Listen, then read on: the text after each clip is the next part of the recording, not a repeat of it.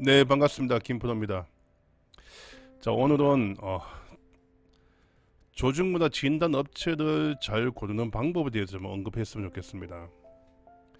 실제 조직문화 개선 컨설팅 하는 제 입장이 또 마찬가지예요. 최근에 모 기업체 조직문화 개선 컨설팅 했는데 이 작년에 이전 업체를 이제 선정해가지고 이 컨설팅을 수행하다 보니까 그 결과물이 고객사에서 매우 만족하지 않는 거예요. 그래서 저희가 다시 의뢰 받아서 이제 그 작업을 했습니다. 실제 이런 유사한 형태 어떤 업체가 거래했는데 다음에 저희 같은 회사에 다시 의뢰 받는 경우가 종종 있습니다. 종종이 아니죠, 많습니다, 상시. 그래서 실제 그러다 보니까 이전 했던 그 결과 보고서 저희가 받습니다. 받아 보면 진짜 아주 수준이 매우 낮아요. 일반적으로 그 이유가 압니다. 보고서 스타일이나 보는 관점이 확실하게 차이 납니다. 그래서 어떻게 하면 발주처 입장에서 실력 있는 조직문화 진단 업체를 고르는 방법을 이제 저희가 업체 입장에서 좀 말씀을 드릴게요. 이건 실제 노하우입니다. 딱 두 가지만, 이 두 가지만 알고 있으면 괜찮은 업체 다 고를 수 있습니다. 그 방법을 지금부터 말씀드리겠습니다.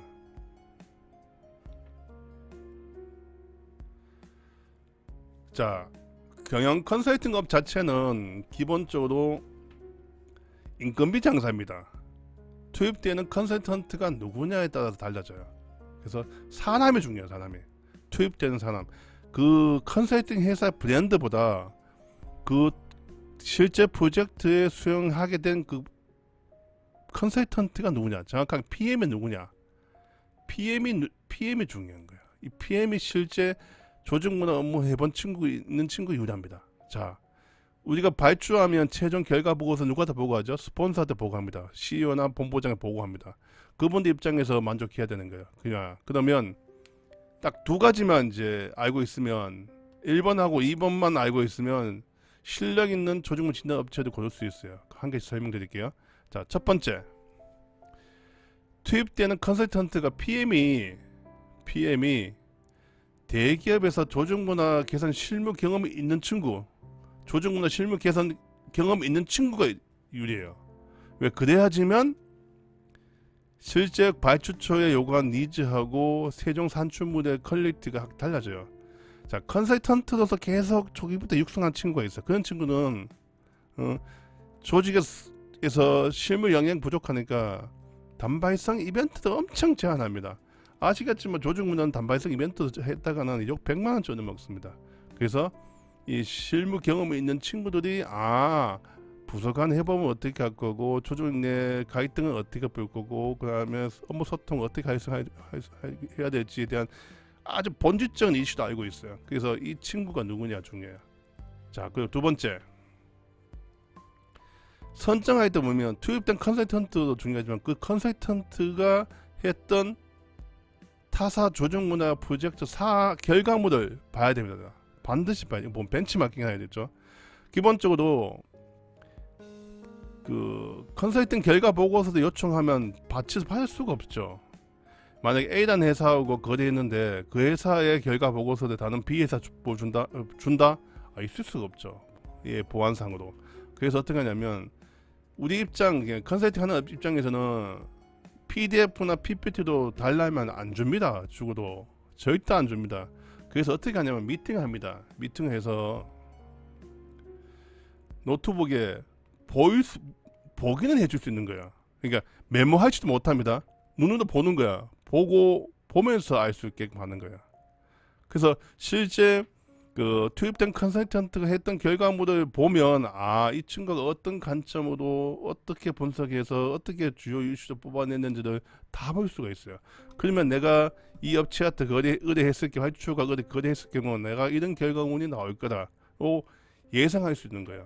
그런데 요게 안 보고 투입된 컨설턴트 경험 많습니다라고 어프로치 했다가는 해서 의뢰하면 결과 보고서가 허접하게 나올 확률이 높아요. 그래서 이 두 놈을 같이 봐야 되는 거야. 컨설턴트가 누구냐, 결과 보고서 한번 봅시다. 보고 보니까 내가 의뢰해도 이런 결과만 나오겠다 정도 기대치가 높으면 달라져. 또 왜? 실질적으로 그 CEO나 본부장 보고할 때 그분들 입장에서는 하루에 수많은 보고서를 받아요. 그러면 보고서가 잘 된 보고서, 못된 보고서가 있어요.